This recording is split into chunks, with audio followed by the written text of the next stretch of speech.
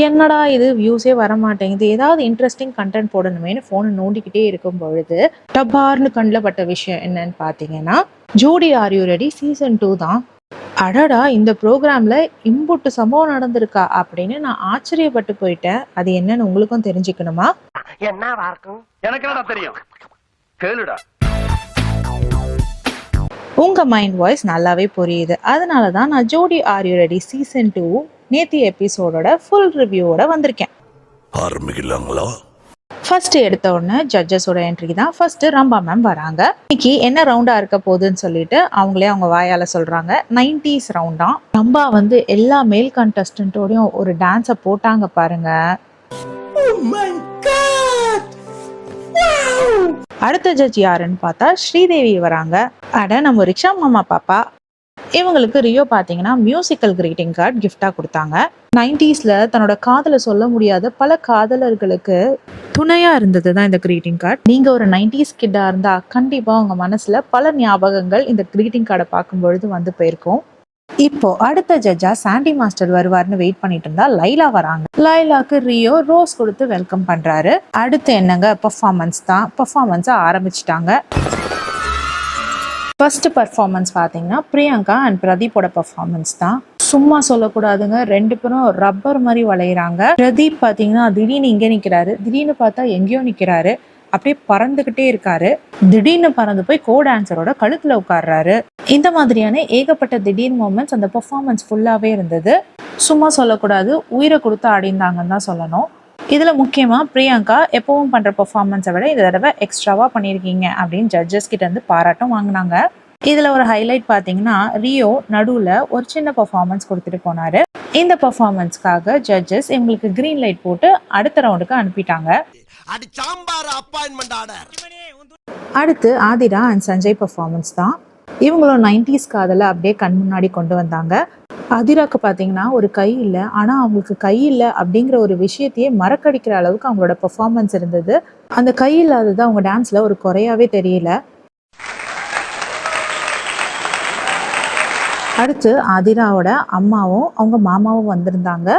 ஆதிராவோட அப்பா அவங்க சின்ன வயசுல இருக்கும் போதே சூசைட் பண்ணிட்டு இறந்து போயிட்டாராம்.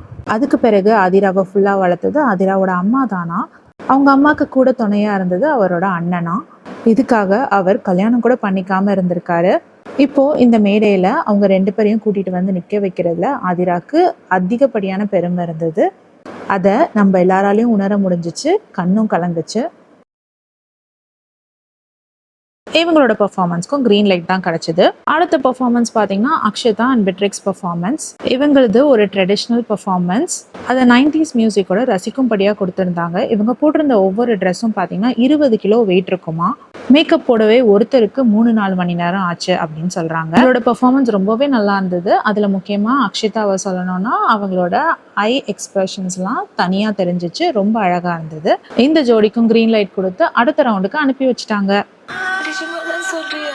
அடுத்த பெர்ஃபார்மன்ஸ் பார்த்தீங்கன்னா ராணி குமாரி அண்ட் அபினவ் பெர்ஃபார்மன்ஸ் தான். இவங்க கண்ணை மூடிட்டு டான்ஸ் ஆடினாங்க. அந்த கண்ணை மூடிட்டு சில மூமெண்ட்ஸ்லாம் பண்ணாங்க தெரியுமா. அது வந்து கண்ணை திறந்துருக்கிறவங்களால கூட அவ்வளோ ஈஸியாக பண்ண முடியாது. அந்த மாதிரி கஷ்டமான மூமெண்ட்ஸ்லாம் பண்ணாங்க. 1-2 இடத்துல வந்து தடுமாறி கீழே விழுந்தாங்க. ஆனாலும் திரும்பி எழுந்து அழகாக ஆடி முடிச்சாங்க.